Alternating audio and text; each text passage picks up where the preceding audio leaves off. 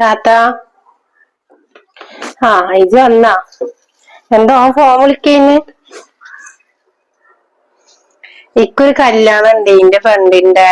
അപ്പൊ അത് പറയാൻ വേണ്ടിട്ട് വിളിച്ചതേന്നു. ഇക്കാണെങ്കിൽ ഡ്രസ്സ് എടുക്കും വേണോ. അപ്പൊ ഇക്ക പറഞ്ഞ ഉമ്മാനോട് ചോദിച്ചിട്ട് പൈസ വാങ്ങിക്കോന്ന്. ഇജ് കല്യാണത്തിന് പോയതന്നെ.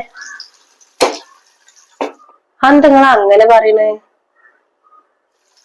ഞാൻ പറയണല്ലേടി, നമ്മളമ്മേ അങ്ങനത്തെ ഒരു പരിപാടിക്കും പോവാൻ സമ്മതിക്കൂല. ഒരു ഡ്രസ്സ് എടുക്കാൻ അടക്കം അയക്കൂല.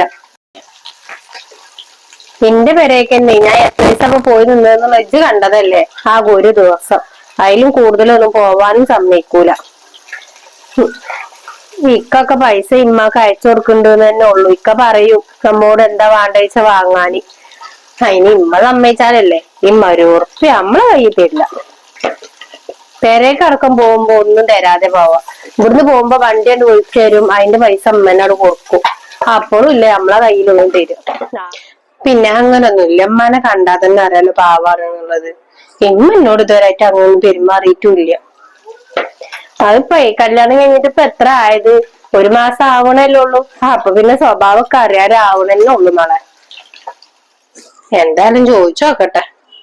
സമ്മതിക്കാതിരിക്കുന്നുണ്ടാവില്ലേക്കാരം. ഇനി ഇത് ചോദിച്ചു നോക്ക്. അപ്പൊ അറിയാലോ എന്താണെന്നുള്ളത്.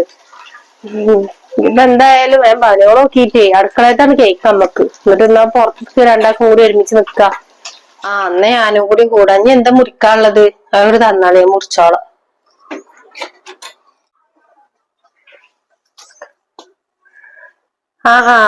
രണ്ടാളും കൂടി ഓരോരുത്തർ നിന്നിട്ടാ പണിയോട് എടുക്കണത്. വേറെ പണിയൊന്നും ഇല്ല ഇവിടെ അകത്തൊന്നും. ഒരാൾ അവിടെ പോയിട്ട് അടിച്ചു വരും എന്തേലും ചെയ്തോളി.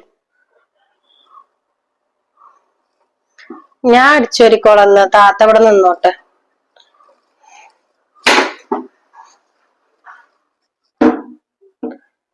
അല്ല, എന്നും ഇവിടെ രണ്ടാളും കൂടിയാണ് അടുക്കളയിൽ പണിയോട് എടുക്കല്. എന്താ ഒരാള് നിന്നാ പോരെ?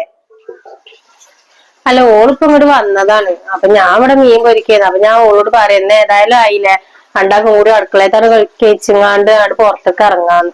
എന്നും ചെയ്യണ പോലെ എടുത്താ മതി. ഒരു ദിവസം ഒരു മാറ്റൊന്നും വേണ്ട. ഇജ് അടുക്കളയിൽ നിന്നാ ഓൾക്ക് വെച്ചുണ്ടാക്കാനൊന്നും വല്ലാതൊന്നും അറിയണ്ടാവൂല. ഇജന്നെ നിന്നിട്ട് അടുക്കളയത്തൊക്കെ ചോളൂ